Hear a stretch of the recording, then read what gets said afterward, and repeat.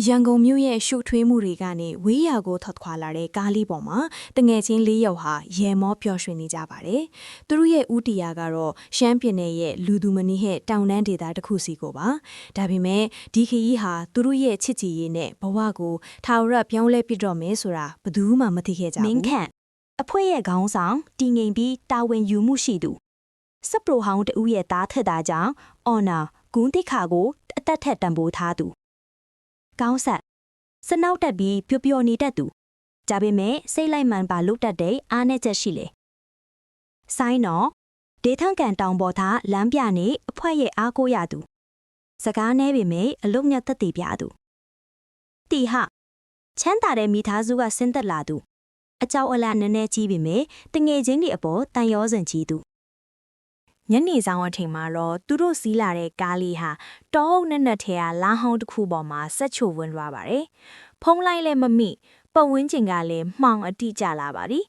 ငါတို့ဒီညတော့ကားထဲမှာပဲအေးရတော့မယ်ထင်တယ်လို့တီးဟကစူးရင်တကြီးဖြိုးလိုက်တယ် ခဏလေးဟိုဘက်မှာမီးရောင်လေးမြင်ရတယ်။ဆိုင်းတော်ကတောင်ကုန်းပေါ်ကမင်းပြပြအလင်းရောင်တစ်ခုကိုညွှန်ပြလိုက်ပါတယ် သူတို့၄ယောက်လုံးပစ္စည်းတွေကိုကိုစီထမ်းပြီးအလင်းရောင်ရှိရာကိုတက်လာခဲ့ကြတယ်။ရောက်သွားတဲ့အခါမှာတော့အဲ့ဒါဟာအိုးဟောင်းနေတဲ့ဖုန်ကြီးကျောင်းပက်ကြီးတစ်ခုဖြစ်နေတာကိုတွေ့လိုက်ရတယ်။ဒါပေမဲ့ထူးဆန်းတာကကျောင်းဝင်းထဲမှာစိန်ခံကအမဲရောင်တောင်းစီရထားတာပါပဲ။မမျော်လင့်ပဲတွေ့ရှိလိုက်တဲ့ရှိုးဝက်ချက်ဒီလိုနေရာမျိုးမှာဘာလို့ဒီလိုကားရရှိနေတာလဲ။မင်းခန့်ကတန်တရားနဲ့မေးလိုက်တယ်။သူတို့ကျောင်းဆောင်အနီးကိုတိုးကပ်သွားတဲ့အချိန်မှာတော့အထဲကစကားပြောတန်တွေကိုကြားလိုက်ရပါတယ်။အခန်းလယ်မှာလက်နက်ကင်ထားတဲ့လူတစုနဲ့ခရီးဆောင်ဒေတာအကြီးကြီးတွေဒေတာတစ်လုံးပွင့်နေပြီးအထဲမှာတော့တောက်ပြောင်နေတဲ့ရွှေတုံးတွေနဲ့ဒေါ်လာကတ်တီးတွေဖိနှက်နေတာကိုမြင်လိုက်ရပါတယ်။ဟီလူ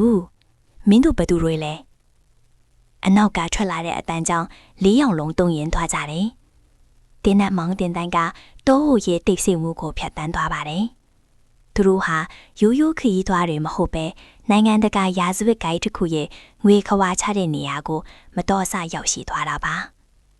။မင်းတို့ရဲ့အသက်ကိုလိုချင်ရင်မင်းတို့မြင်ခဲ့တာတွေကိုမေးပြလိုက်ခို့လိုမယ်။ဒါမှမဟုတ်ငါတို့နဲ့ပူပေါင်းမလား။ဂိုင်းခေါင်းဆောင်ကမင်းခန့်ရဲ့မျက်နှာကိုတေနတ်နဲ့ထောက်ရင်မေးလိုက်ပါတယ်။မင်းခန့်ရဲ့မျက်လုံးထဲမှာတော့ကြောက်ရွံ့မှုထက်သူ့ဖခင်တင်ပေးခဲ့တဲ့မှန်ကန်တဲ့လမ်းကိုရွေးပါဆိုတဲ့ဂုံတိခါကပိုပြီးတောက်ပါနေခဲ့တယ်။အပိုင်း2မှာဘာဆက်ဖြစ်မလဲ။